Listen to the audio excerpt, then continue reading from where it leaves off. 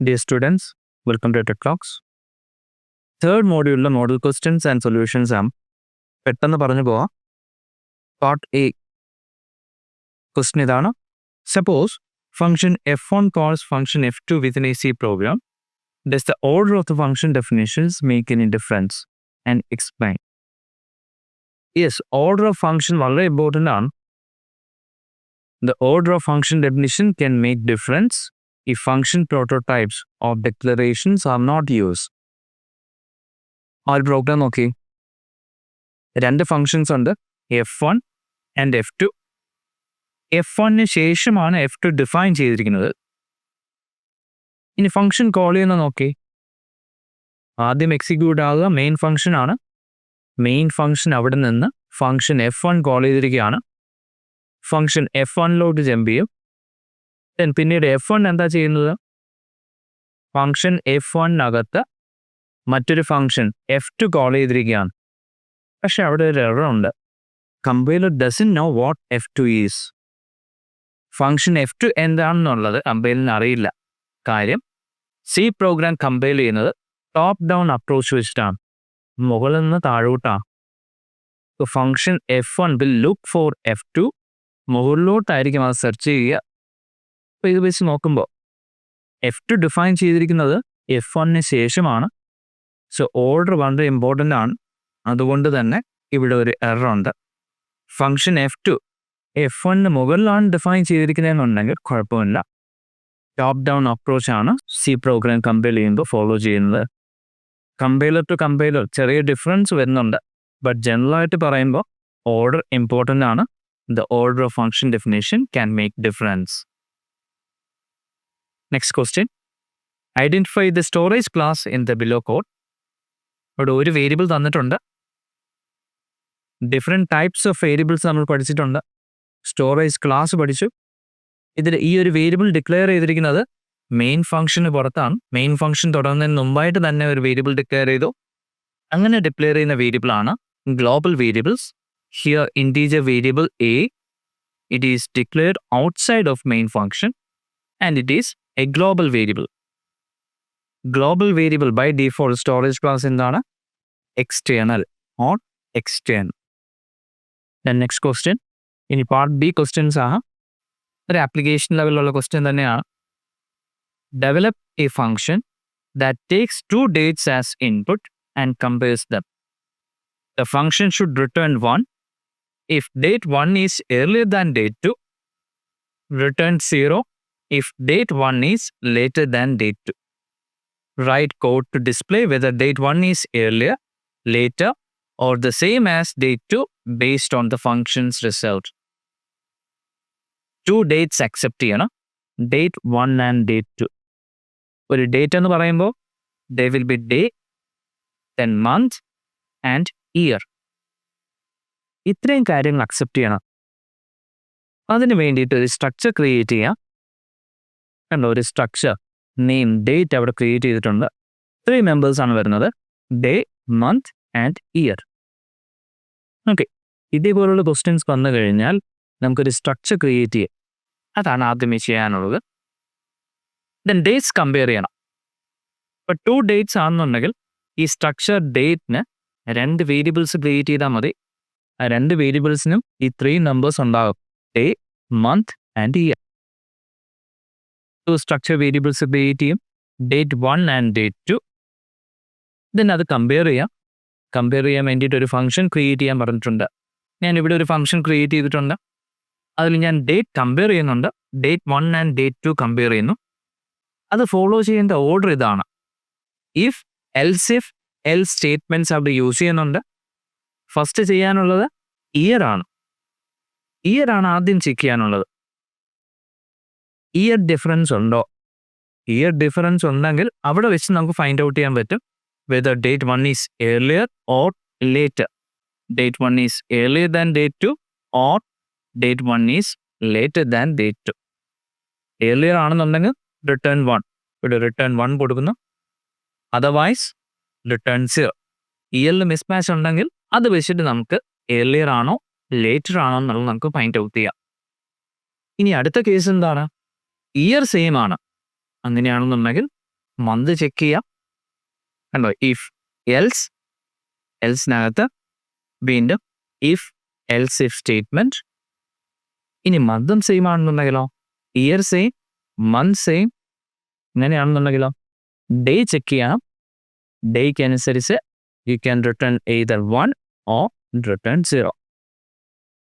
ഇനി year same, month same, day same, അങ്ങനെയാണെന്നുണ്ടെങ്കിലോ date 1 and date 2 equal ആണ്. Equal ആണെന്നുണ്ടെങ്കിൽ നമുക്ക് ഇങ്ങനെ റിട്ടേൺ ചെയ്യാം, റിട്ടേൺ -1. ദെൻ മെയിൻ ഫംഗ്ഷനിൽ കമ്പയർ ചെയ്യാനുള്ള ഫംഗ്ഷൻ കോൾ ചെയ്തു. ദെൻ റിട്ടേൺ ചെയ്യുന്നത് ഒരു വേരിയബിളിൽ കളക്ട് ചെയ്യുന്നുണ്ട്, റിസൾട്ട്. ഇനി റിസൾട്ട് ചെക്ക് ചെയ്യാം. റിട്ടേൺ ചെയ്യുന്ന വാല്യൂ റിസൾട്ട് തമ്മിലുള്ളത് ഒരു റിസൾട്ട് കമ്പയർ ചെയ്യാം. റിസൾട്ട് ഈക്വൽ ടു 1 നമുക്ക് ഇങ്ങനെ പ്രിന്റ് ചെയ്യാം. Date 1 is earlier than date 2. 0 ആണെന്നുണ്ടെങ്കിലോ as per the question date 1 is later than date 2 else dates are same. ഇതേപോലെ ചെയ്യാനായിട്ട് ട്രൈ ചെയ്യുക. ഏകദേശം ലോജിക് കറക്റ്റ് ആണെന്നുണ്ടെങ്കിൽ പ്രോഗ്രാമിൽ ചെറിയൊരു എറർ ഉണ്ടെങ്കിൽ പോലും നമുക്ക് നല്ല മാർക്ക് കിട്ടും. The next question, define A structure named vehicle with members, model, year and trace.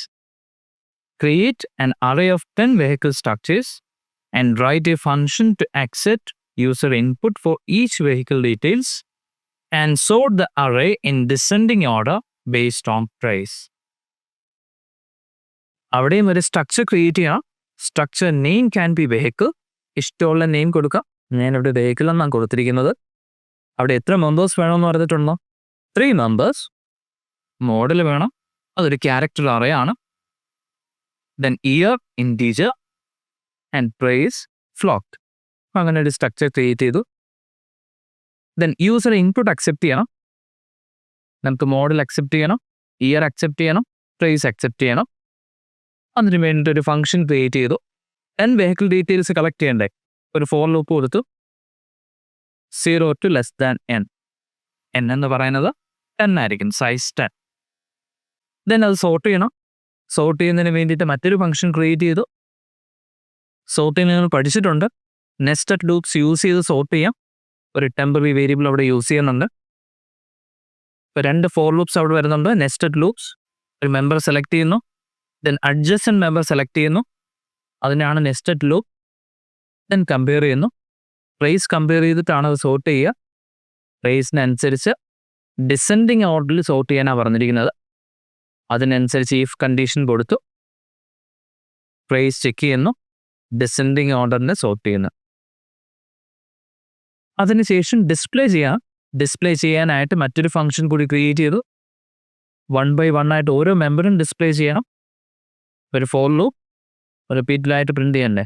Four loop, model, year, price, ഇത്രയും കാര്യങ്ങൾ ഡിസ്പ്ലേ ചെയ്യുന്നു. ദെൻ മെയിൻ ഫംഗ്ഷനിൽ നിന്നുകൊണ്ടാണ് ഇത് കോൾ ചെയ്യുന്നത്. ഒരു സ്ട്രക്ചർ, ഒരു അറേ ക്രിയേറ്റ് ചെയ്തിട്ടുണ്ട്. Array of 10 vehicle structures. Input accept ചെയ്യുന്നു. ഒരു array and size 10 vehicle details ആണ് അക്സെപ്റ്റ് ചെയ്യാനുള്ളത്. ഉള്ള ആർഗ്യുമെന്റ്സ് ആയിട്ട് പാസ് ചെയ്യുന്നുണ്ട്. അക്സെപ്റ്റ് ചെയ്യുന്നു. സോർട്ട് ചെയ്യാനുള്ള ഫംഗ്ഷൻ കോൾ ചെയ്യുന്നു. ദെൻ ഡിസ്പ്ലേ ചെയ്യാനുള്ള function. Okay,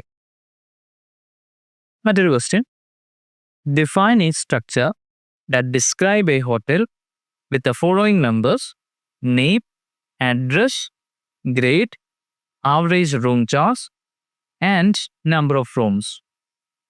Write a function to print out hotels of a given grade sorted in order of their average room charges. അവിടെയും ഒരു സ്ട്രക്ചർ ക്രിയേറ്റ് ചെയ്യണം. Hotel, structure name is hotel. ഇഷ്ടമുള്ള name കൊടുക്കാം. ഞാനിവിടെ കൊടുത്തിരിക്കുന്നത് hotel എന്നാണ്. അവിടെ എന്തൊക്കെ മെമ്പേഴ്സ് വരുന്നുണ്ട് ക്വസ്റ്റ്യനിൽ തന്നെയുണ്ട്. നെയിം ക്രിയേറ്റ് ചെയ്യണം. നെയിം എന്ന് പറയുന്ന ഒരു character array. Address again character array. Then grade, grade എന്ന് പറയുന്നത് സ്റ്റാർ ഹോട്ടൽസ് വരുന്നുണ്ടല്ലോ, അതേപോലെ ഞാൻ ഇവിടെ 3 ഗ്രേഡ്സ് ആണ് കൊടുക്കുന്നത്. A grade, B grade and C grade. എളുപ്പത്തിന് വേണ്ടിയിട്ട് 3 ഗ്രേഡ്സ് മാത്രം കൊടുക്കുന്നു. Grade A, B and C. അത് കളക്ട് ചെയ്യാൻ വേണ്ടിയിട്ട് ഒരു character variable grade. Then average room charge ക്വസ്റ്റ്യനിൽ പറയുന്നുണ്ട് average room charge and number of rooms. ഇത്രയും മെമ്പേഴ്സ് വരുന്ന ഒരു സ്ട്രക്ചർ ക്രിയേറ്റ് ചെയ്തു. Structure name is hotel. Then accept ചെയ്യണ്ടേ 10 ഹോട്ടൽസ് ഡീറ്റെയിൽസ് കളക്ട് ചെയ്യണം. അതിന് വേണ്ടിയിട്ട് ഒരു ഫംഗ്ഷൻ ക്രിയേറ്റ് ചെയ്തു. അവിടെയും ഫോർ ലൂപ്പ് യൂസ് ചെയ്തിട്ട് ഇത്രയും ഡീറ്റെയിൽസ് കളക്ട് ചെയ്യണം. അതിന് വേണ്ടിയിട്ട് ഒരു ഫംഗ്ഷൻ ക്രിയേറ്റ് ചെയ്തു. ഫംഗ്ഷനകത്ത് 10 ഹോട്ടൽ ഡീറ്റെയിൽസ് കളക്ട് ചെയ്യണം.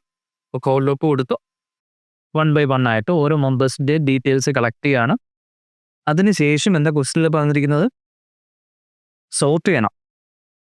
ഗ്രേഡിനനുസരിച്ച് സോർട്ട് ചെയ്യണം. എന്ത് ടൈപ്പ് ഗ്രേഡാണോ നമുക്ക് വേണ്ടുന്നത് ആ ഗ്രേഡ് അക്സെപ്റ്റ് ചെയ്യുക.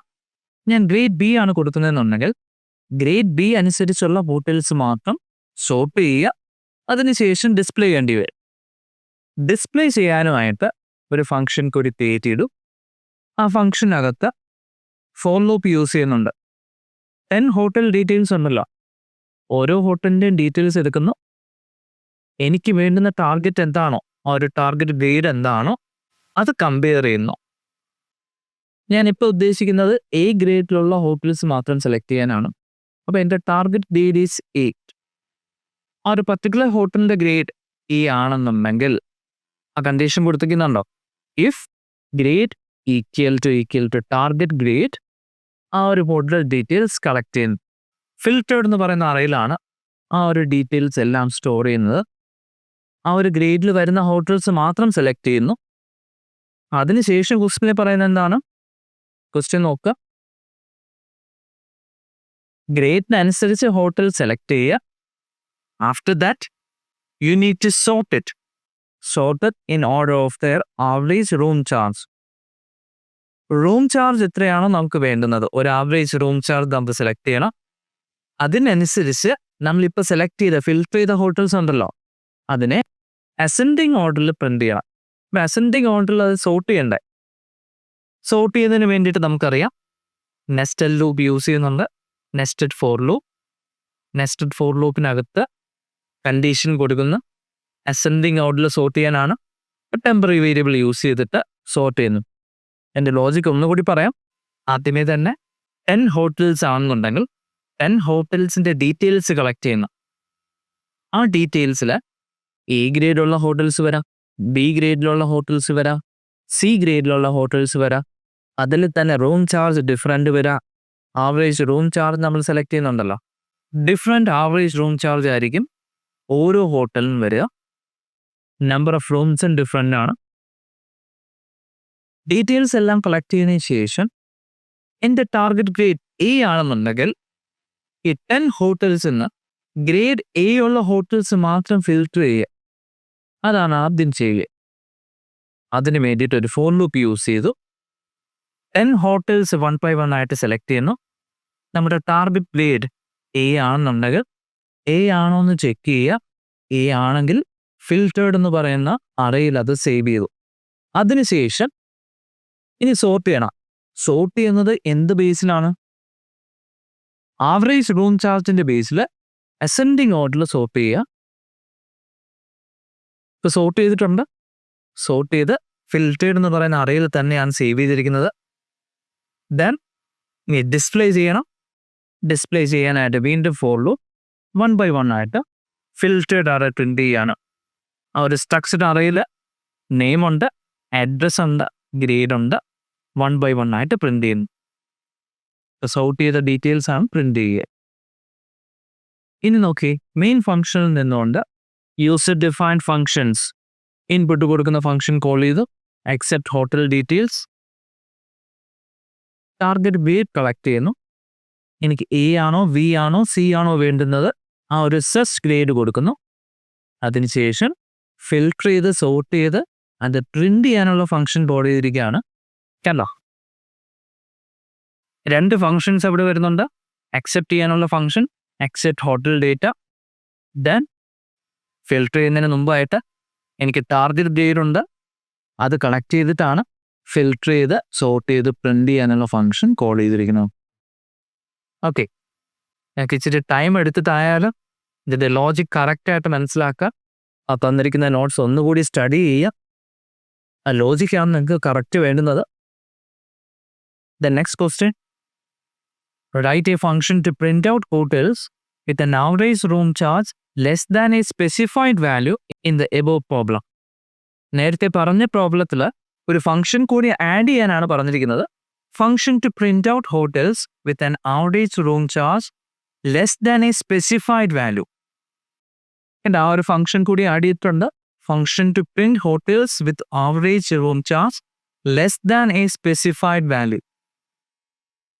ഒരു വാല്യൂ സ്പെസിഫൈ എന്നുണ്ട്, അതിനനുസരിച്ച് ഹോട്ടൽസിൻ്റെ ഡീറ്റെയിൽസ് പ്രിന്റ് ചെയ്യാണ്.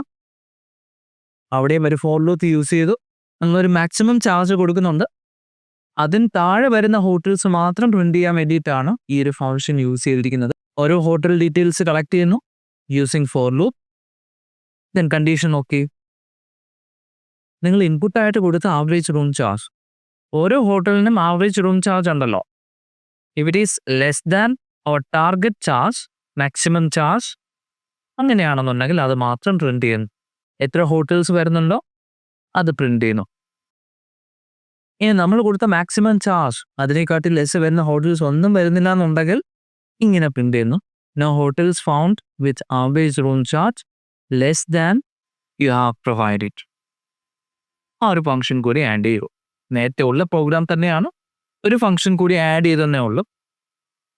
ഇവിടെ ശ്രദ്ധിക്കേണ്ട ഒരു കാര്യമുണ്ട്. ക്വസ്റ്റ്യൻസ് എല്ലാം കംപ്ലീറ്റ് ആയി, സൊല്യൂഷൻസ് ഞാനിപ്പോൾ കൊടുത്തിട്ടുണ്ട്. എല്ലാ പ്രോഗ്രാംസിലും, പാർട്ട് ബിയിലുള്ള എല്ലാ പ്രോഗ്രാംസിനും സ്ട്രക്ചർ ക്രിയേറ്റ് ചെയ്യുന്നുണ്ട്. ആ സ്ട്രക്ചർ കറക്റ്റായിട്ട് ക്രിയേറ്റ് ചെയ്യുക. പിന്നീട് ചെയ്യാനുള്ളത് സ്ട്രക്ചറിൽ വരുന്ന മെമ്പേഴ്സ് കളക്ട് ചെയ്യുക എന്നുള്ളതാണ്. നിങ്ങളുടെ ഡേറ്റ് കളക്ട് ചെയ്തു, ദെൻ ഹോട്ടൽസ് ഡീറ്റെയിൽസ് കളക്ട് ചെയ്തു, മറ്റൊരു പ്രോഗ്രാമിൽ വെഹിക്കിൾ ഡീറ്റെയിൽസ് കളക്ട് ചെയ്തു. അതാണ് അടുത്ത സ്റ്റേജ് എന്ന് പറയുന്നത്.